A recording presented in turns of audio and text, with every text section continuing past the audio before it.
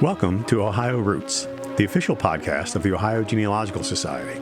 Join us as we embark on a captivating journey through Ohio's rich genealogy, history, and abundant resources. Hosted by me, OGS Executive Director Noel Poirier, this podcast brings you insightful conversations with a diverse array of guests, from OGS members, chapter leaders, and staff to renowned genealogists, historians, and influential figures within the genealogical community. Each episode delves into fascinating topics and captivating stories. So grab your headphones, hit that play button, and join us on this enthralling journey of Ohio's roots. This episode of the OGS Ohio Roots podcast has been a long time coming. I first connected with Brian Rhinehart of CivilWarRecords.com at an OGS conference a few years ago before the creation of the podcast. My interest in military history naturally had me gravitate to Brian and his work in helping people learn more about their American Civil War ancestors, and I was finally able to sit down with Brian at the most recent OGS conference to discuss his efforts. Brian is an excellent researcher and a genealogical speaker, and I have been trying to connect with him for an interview ever since the podcast started. We recorded this in a closed, dark, and yet still somewhat noisy restaurant at the convention center, but I think the chat is worth some of the audio issues. I hope you enjoy this chat with Brian Rhinehart.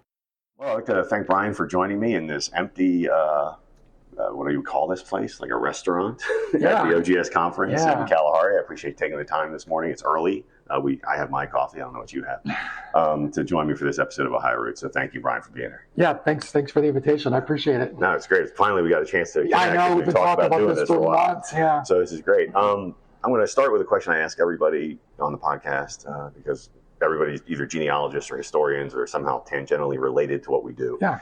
How was it that you got your kind of itch and your start in doing genealogy, specifically in family history?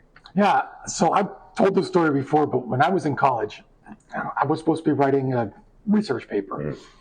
I don't even remember the topic at this point. But this was right around the same time that Ancestry.com started really promoting their fairly new website. Yeah. And I can be really good at procrastinating and going in completely different directions when I have things that I need to be doing. So kind of got the itch to I'm going to sign up for this free trial. I'm supposed to be writing this term paper, but I'm going to go this direction tonight. And typed in the family name, and within an hour, I was back into the 1800s. Wow. Okay. And it was just amazing to me to see my family had been in Ohio. Okay. And then they were in New England, and then trying to figure out, why did they come from New England into Ohio? Right. And just that whole question of why did they do what they do? And that's been 25 years. Wow. Okay. So were you a history student? Were you were you just mildly distracted? Well, I was not a history student. Okay. I've always been interested in history, though, even as a kid. Yeah. Even as a kid. I remember when I was real little, we got this new used dresser in my room, and it was lined with newspapers. Oh, wow. Okay. From the 1930s. Yeah. And I was 9 years old, and that's what I did for that day was reading this newspaper from the 1930s because it was so interesting to me. You know, it's interesting that you say, I find it fascinating that it was the website because we talk a lot in the Genealogical Society quarters about the impact of things like Ancestry and others on the interest in people in joining groups like OGS. Okay. Because they feel like they don't need to because the online resources are there without the use of an OGS. So it's fascinating to me that would be kind of your kickstart for it. But I'm sure it's a kickstart for a lot of people. I mean, you talk to a lot of people interested in doing their family history, right? Yeah. Yeah. And I'm sure that when they talk to you, that's how they get started. Yeah, I'm sure it is. Yeah. So once you got started and you got going in your own family history, what was it that kind of the switch went and you thought you could help other people do this? I think part of it was that it's not that I want to say that I finished my own genealogy. Right. But whoever does. Yeah. Yeah. I had done a lot of the obvious research. Yeah. And I think it's everybody has a family history. Maybe I can see what other people have in their background too. And offering to take on just simple searches. Right. And just seeing how interested and how excited people got over the same feeling I got that first night on Ancestry, helping other people see that experience of this is where your people came from. Right, and I think that's what's so enjoyable for us as a genealogical society, right? Our whole role really is to help people discover their family roots, particularly their Ohio roots, but wherever they came from, like in your case, your family. Now, you specifically do a kind of research now, a service you offer now. Talk to me a little bit about what that is. Yeah, so over time, this has kind of evolved into now I do this for a living. Right. I'm very fortunate and love the fact that I get to do this for a living. And it's evolved into very specialized. I focus on mainly Civil War soldiers, specifically at the National Archives in Washington, D.C. So, people will tell people, again, there's folks who are solely looking at the virtual, right? Okay. Will say, well, I can just go and fold 3, right? Right. Talk to me a little bit about what they're missing out when they take that approach. Yeah. On fold 3, it's possible that you might get your ancestors' complete military record on fold 3. Okay. There are some on there, right? But the vast majority of them are not. Right. I estimate that as far as the Civil War pension files, maybe only about 15% or so of those are digitized and put on fold 3. There are 2 million for the Union Army at the National Archives, and roughly about 150,000 are on fold 3. Okay. Which sounds like a lot. Yeah, but still. But compared to 2 million, there's 85% of those are not there. And when someone does that, when someone's looking at a pension file, right? For folks who aren't familiar with them, what are they going to find out through that pension file about their Civil War ancestor? I use a quote from the movie Forrest Gump where he says, "Life is like a box of chocolates. You never know what you're going to get." Right. I don't know if I can answer your question and say this is is going to be what they find, but typically those pension files average about 100 pages long, all about your soldier. Yeah. There may be medical reports in there, and I always tell people, be careful what you wish for, because you're going to learn medical details about your soldier that maybe you didn't want to know, but it's possible there could be medical reports in there. Possibly information about his family. Yeah. If it's a widow that's applying, she's going to have to prove that she was married to that soldier, that he died. Were there any children left behind that were eligible to get pension payments? Okay. Verify that they were your children. Verify that they're old enough or young enough to be considered a minor child. Right. As genealogists, you can see already the benefit that these pension files can have. Particularly if you're tracing that. It's interesting.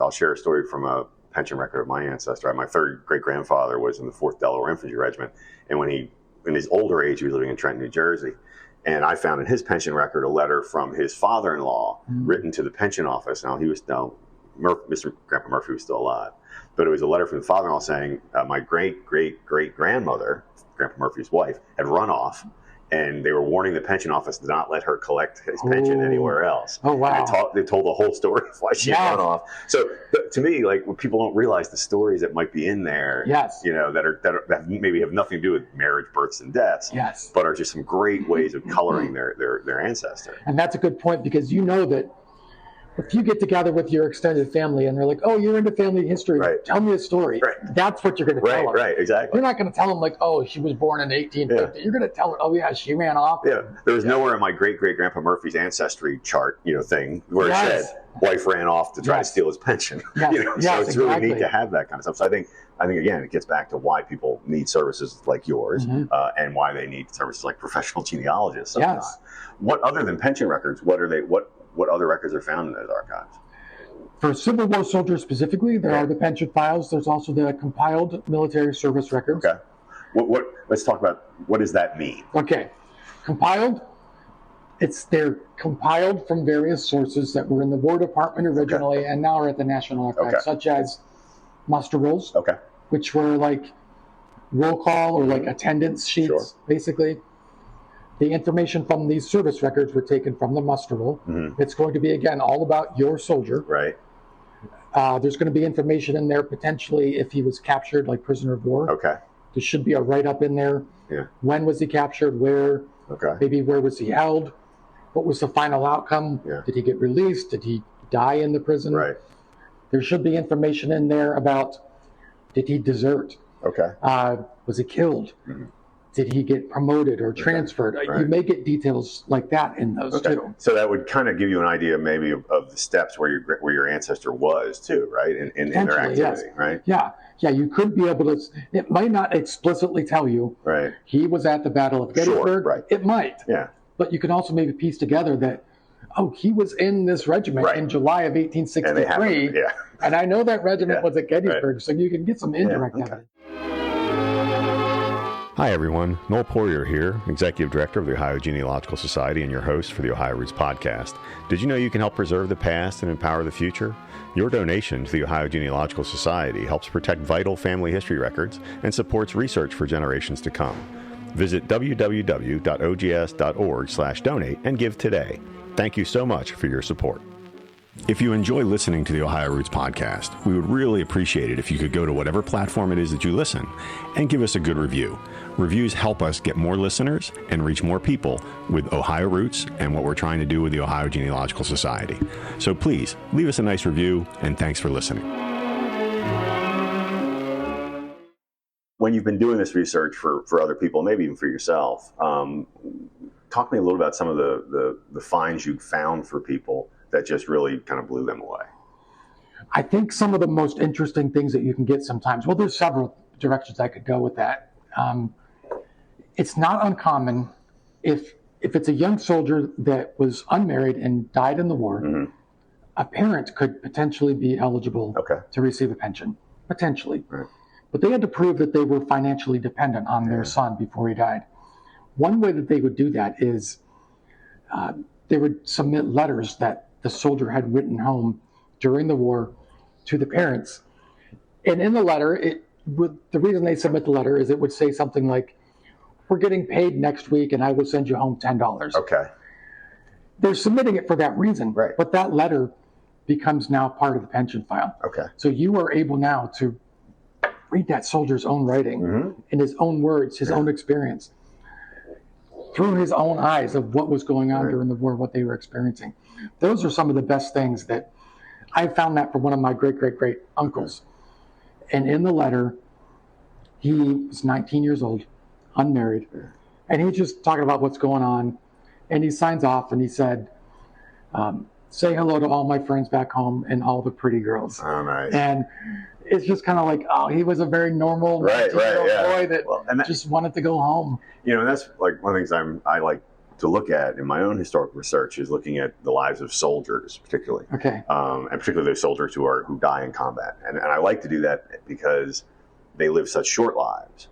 And many times they're relegated on a family tree to a birth date and a death date, right? Yeah. Because they only live to be 19 and they have no wife or no kids or no family. So I love that when you find those things like that, right? What you're discovering about is a person, right? Not just a name on a family tree who just happens to only live to 19 or 20. Yeah, exactly. Yeah. And go ahead. I'm sorry. Yeah. That's part of the only legacy they left. Right. Was maybe that letter. Right. It's that all that survives right now. Yeah, and to be able to get an insight into a family unit, right, I think is interesting too, because a lot of the genealogy we do are birth certificates, death certificates, marriage certificates, blah blah blah blah blah.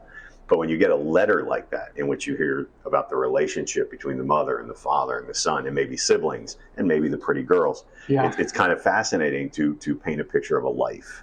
And I think that's what I love about helping people with genealogy is giving life to their ancestors. Yeah, and it sounds like pension records are a great way to do that, particularly it can be, yes.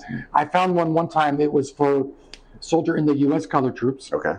That's the name that was given to black soldiers that enlisted. At that point, the military was segregated. So if you were a black soldier, you were in what was called the U.S. colored troops. Right.